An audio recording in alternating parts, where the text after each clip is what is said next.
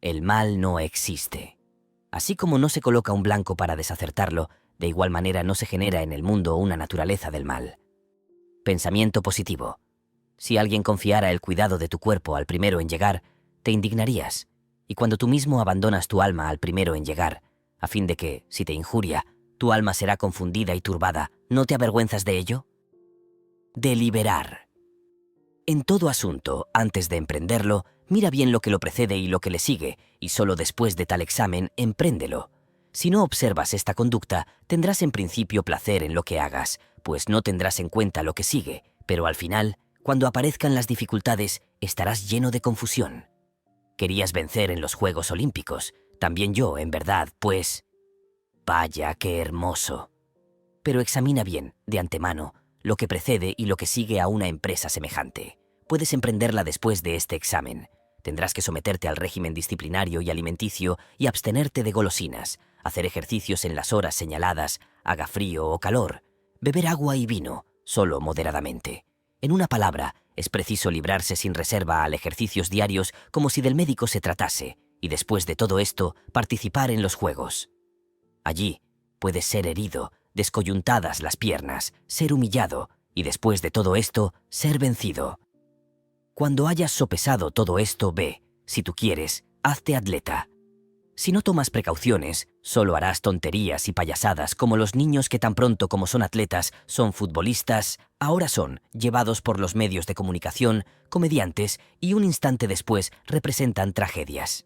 Así también tú, serás tan pronto atleta como futbolista, después de todo aquello, filósofo, y en el fondo de tu alma, no serás nada. Como un payaso, imitarás todo lo que quisieras hacer, y cada vez te gusta algo distinto, pues a nada de esto has llegado con reflexión, sino que actúas temerariamente, sin ninguna consideración, ni guía, sino por el solo azar y capricho. Así es como muchos, habiendo visto o escuchado hablar a un filósofo como Eufrates, aunque ¿quién es capaz de hablar como él?, quieren también ellos hacerse filósofos. Amigo mío, considera primero la naturaleza del asunto que emprenderás, y luego examina tu propia naturaleza para ver si ella es tan fuerte como para llevar ese carga. ¿Quieres correr la maratón o ser jugador de fútbol? Mira tus brazos, considera tus muslos, examina tu región lumbar, pues no nacimos todos para la misma cosa. ¿Quieres ser filósofo? Piensa si al abrazar tal oficio podrás comer como los otros, beber como ellos, renunciar como ellos a los placeres. Debes velar, trabajar, apartarte de tus familiares y amigos, soportar el desdén del joven esclavo, las burlas de todos, ser excluido de honores, cargos, magistraturas, en una palabra hasta del menos asunto. Reflexiona sobre ello y ve si tú quieres pagar a este precio, la tranquilidad, la libertad, la constancia. Si no, aplícate a otra cosa y no hagas como los niños, no seas hoy filósofo y mañana político, luego negociante y después ministro. Estas cosas no concuerdan. Es preciso que seas solo un hombre y un solo hombre más o menos lúcido. Es preciso que te apliques a lo que tu alma desea o a lo que tu cuerpo anhela. Es preciso que trabajes en adquirir bienes interiores o bienes exteriores. Es decir, que es preciso que soportes el carácter de un filósofo o el de un hombre común. ¿Cuál es tu principio rector? Lugar. El deber se mide, en general, por las relaciones en las que encontramos nuestro lugar. ¿Es tu padre? Te ordena atenderle y obedecerle en todo, sufrir sus reprimendas y sus malos tratos. Pero es un mal padre. ¿Y qué, amigo mío, es que la naturaleza te unió necesariamente a un buen padre? No, ella te unió simplemente a un padre. ¿Tu hermano es injusto? Conserva, no obstante, respecto de él, tu rango de hermano, y no mires lo que él hace, sino lo que tú debes hacer, y el estado en que encuentras tu libertad, mira si haces lo que la naturaleza quiere que hagas.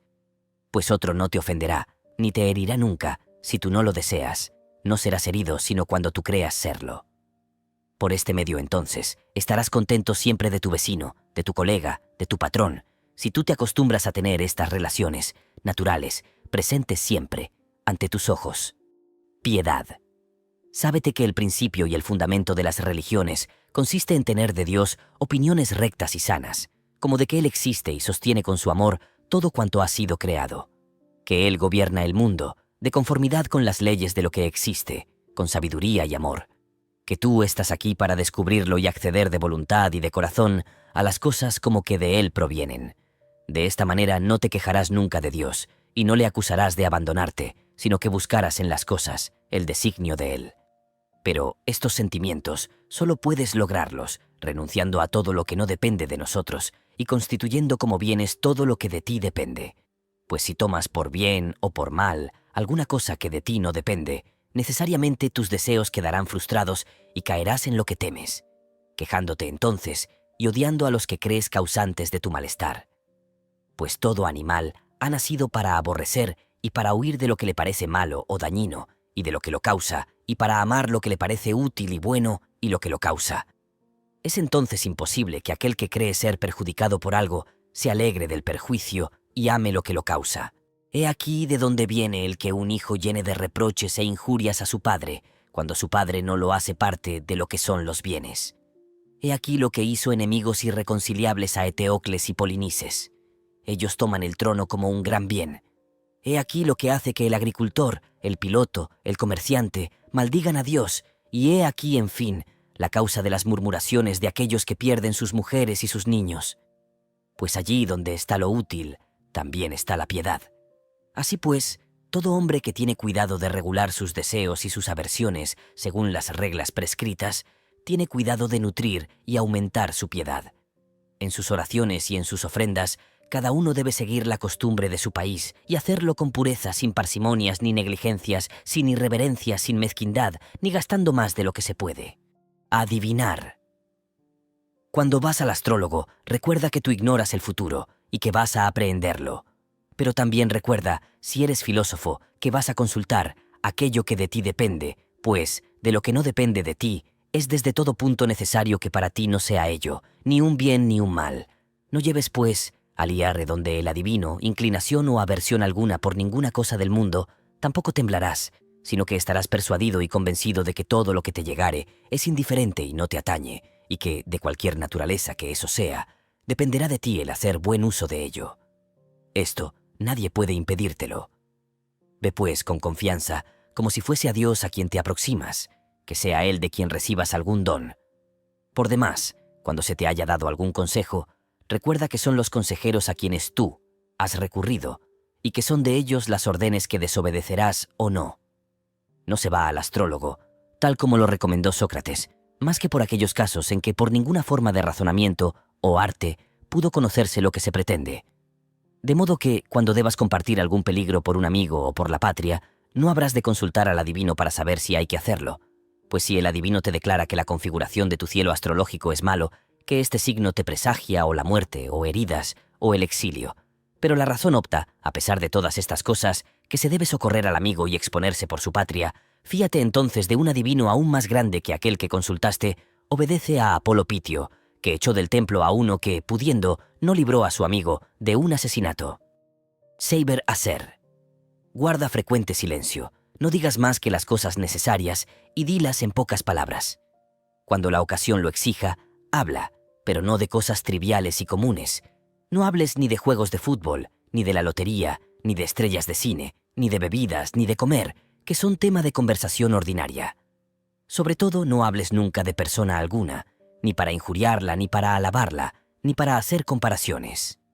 Si pueden entonces, haz caer por tu discurso la conversación de tus amigos sobre lo que es decente y conveniente, y si te encuentras con extraños, cállate.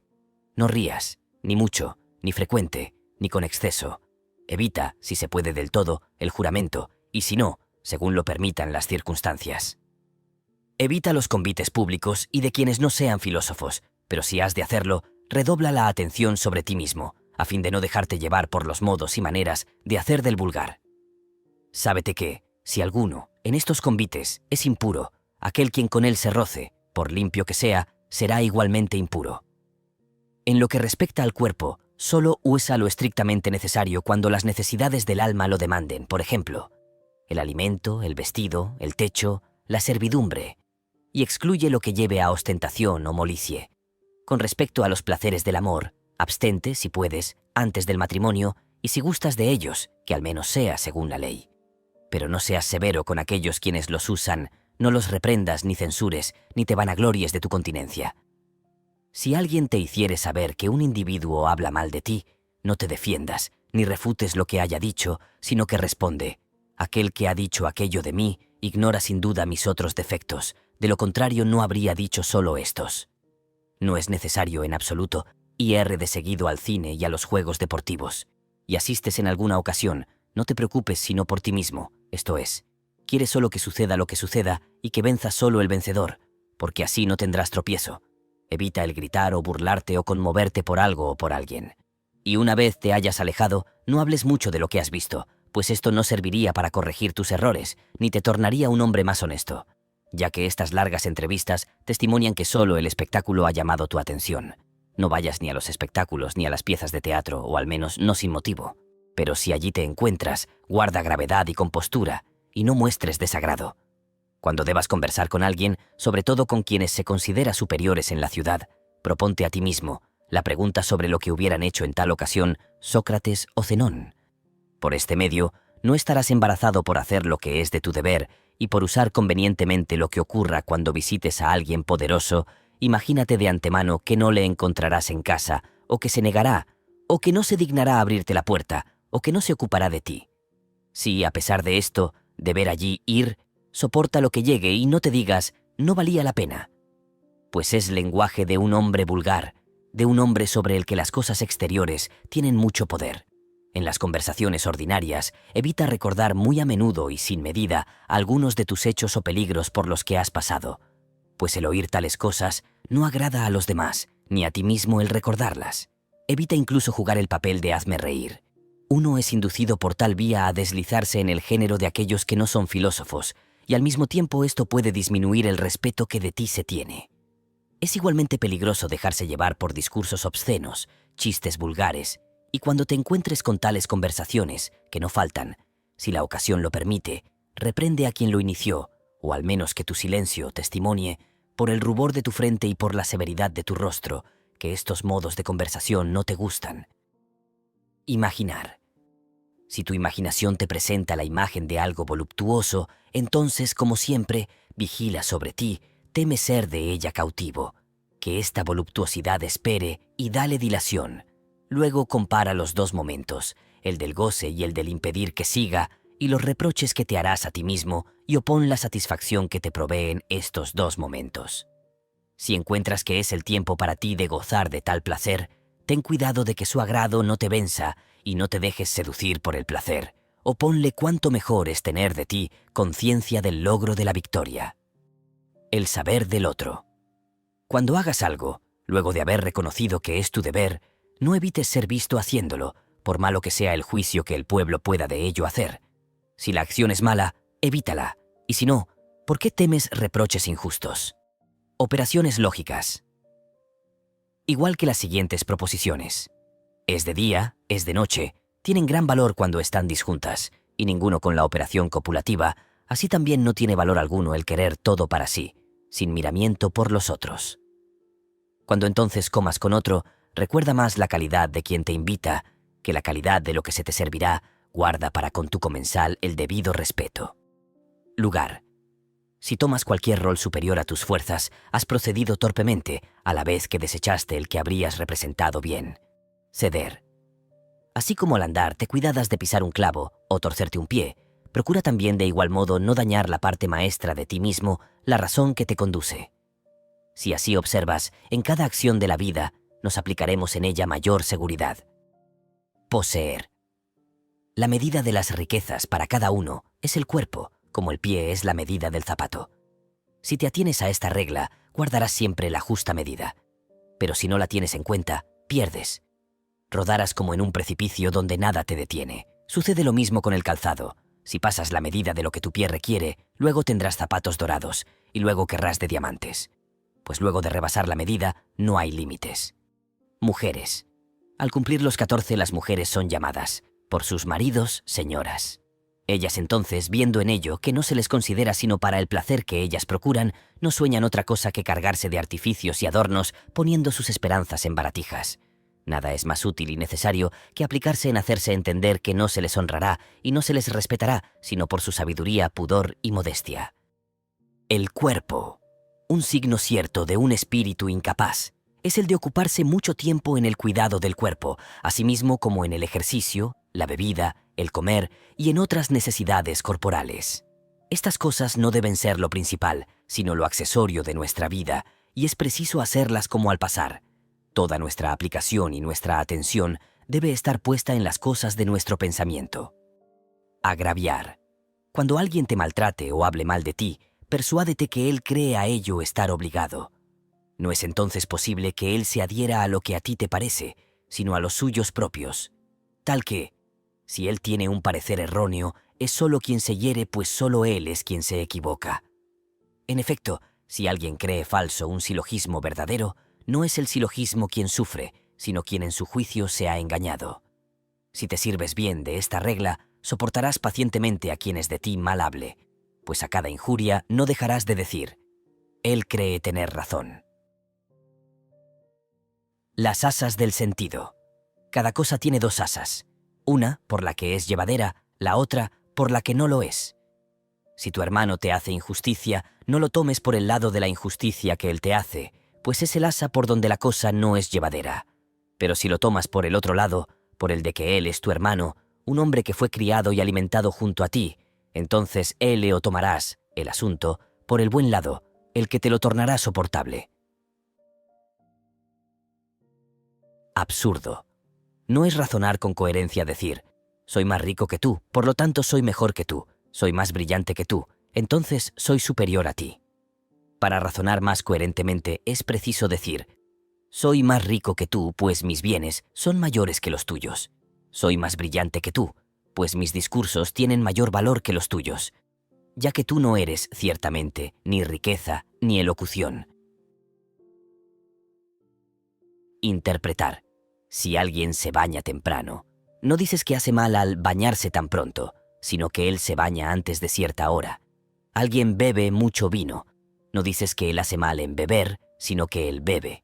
Pues, antes de conocer lo que lo hace beber, ¿cómo sabes que hace mal? Así, razonando de este modo siempre, no darás cabida a tus fantasías.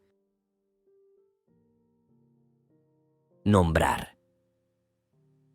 No te llames filósofo ni hables bellas máximas ante los profanos, sino haz lo que tales máximas prescriben. Por ejemplo, en un festín, no digas cómo hay que comer, sino cómo hay que hacerlo.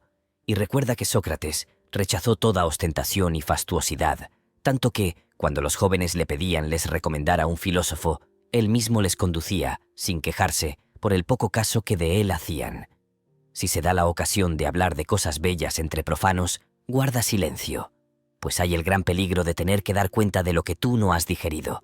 Y cuando alguien te reproche que nada sabes y tú no te molestes, sábete que comienzas a ser filósofo, pues no es por cuánta hierba han comido que las ovejas muestran a los pastores su producto, sino, luego de que hayan digerido la pasta en su interior, es por la lana y leche que ellas producen. Igual tú, no expongas ante los profanos bellas máximas, sino, si las has bien digerido, hazlas aparecer a través de tus acciones. Ostentar. Si te has acostumbrado a llevar una vida sencilla y a dominar tu cuerpo, no te envanezcas por ello, y si no bebes sino agua, no andes diciendo a cada momento que tú no bebes sino agua. Si quieres ejercitar la paciencia y la tolerancia, hazlo por y para ti, y no por y para los otros. No muestres tu devoción, y en la sed más ardiente, toma el agua en tu boca, tírala, y no le digas a nadie. Diferencia. Actitud y manera de ser del no filósofo. Él no espera nunca de sí mismo su provecho o perjuicio, sino siempre de los otros. Actitud y manera de ser del filósofo. Él no espera, sino de sí mismo, todo provecho tanto como todo perjuicio. Algunas señales del que progresa en el estudio de la sabiduría. A nadie censura, a nadie alaba, no se queda de nadie, y no acusa a nadie. No habla de sí como si él fuera o supiera algo. Cuando encuentra un obstáculo, o alguien le impide lo que él desea, no las emprende sino consigo mismo. Si alguien le alaba, él se burla en secreto de su devoto, y si se le reprende, no busca nunca justificarse, sino que, como los convalecientes, él explora y se examina, de temor de turbar e impedir cualquier cosa en ese comienzo de curación antes de que su salud esté enteramente fortificada. Ha suprimido en sí todo deseo exterior y ha volcado su aversión solo sobre las cosas que, dependiendo de nosotros, están en contra de la naturaleza. Tiene hacia todas las cosas solo movimientos amables y sujetados. Si se le trata de simple e ignorante, no se apena. En una palabra, está siempre en guardia contra sí mismo como contra un hombre que le tiende continuamente trampas y que es su peor enemigo. Practicar. Cuando alguien se jacte de comprender e interpretar los escritos de Crisipo, dice: si Crisipo no hubiera escrito de modo tan complejo, este hombre no tendría entonces nada de lo que pudiera glorificarse. En cuanto a mí, ¿qué es lo que yo deseo? Conocer la naturaleza y seguirla. Busco entonces quién lo ha explicado mejor. Se me dice que Crisipo. Voy a Crisipo, pero no lo entiendo. Busco entonces a alguien que me lo explique. Hasta ahí no hay nada de que vanagloriarse. Cuando haya encontrado un buen intérprete, me faltará aún poner en práctica los preceptos que él me explique, y solo esto merece estima. Pues, si me contento con la explicación y admiro a quien la dice, ¿qué soy? Un gramático y no un filósofo, con la diferencia de que, en lugar de a Homero, yo explico a Crisipo. Cuando alguien me diga entonces: explícame a Crisipo, tendré más vergüenza y confusión al no poder mostrar mis acciones en conformidad con sus preceptos. Sin prisa, pero sin pausa, mantente firme en la práctica de todas estas máximas y síguelas como a ley que no puedes violar sin impiedad. Y no prestes atención a lo que de ti se habrá de decir, pues esta, siendo una de las cosas que no están en tu poder, no es cosa tuya. Practicar. ¿Hasta cuándo diferirás tú el juzgarte digno de las más grandes cosas y de ponerte en estado de no transgredir los dictados de la razón?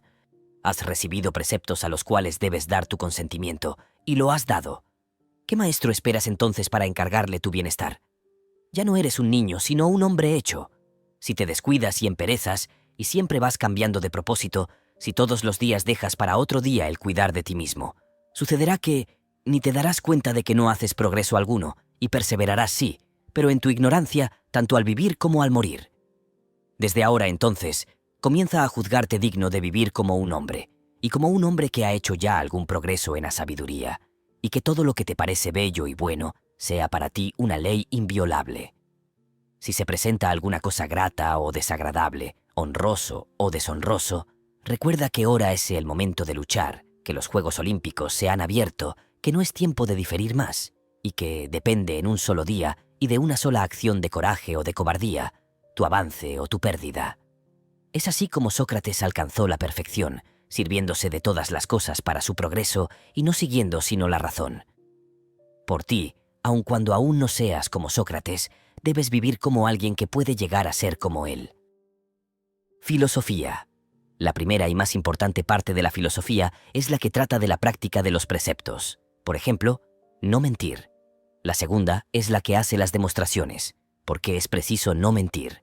La tercera es que la prueba tales demostraciones explicando con precisión. ¿En qué consiste una demostración? ¿Qué es en efecto demostración? ¿Qué consecuencia? ¿Qué oposición? ¿Qué verdadero? ¿Qué falso? Esta tercera parte es necesaria para la segunda y la segunda para la primera, pero la más necesaria de todas, y en la que es preciso detenerse y quedarse, es en la primera. De ordinario, invertimos tal orden, nos detenemos enteramente en la tercera, todo nuestro trabajo, todo nuestro estudio, es para la tercera, en la prueba, y descuidamos absolutamente la primera, que es el uso y la práctica. Así pues, mentimos, pero al punto demostramos que no hay que mentir. Sentencias. Comienza todas las acciones y empresas por esta oración. Guíame, Dios mío, allí, a donde tú has destinado que yo debo ir. Te seguiré con todo mi corazón y sin duda alguna.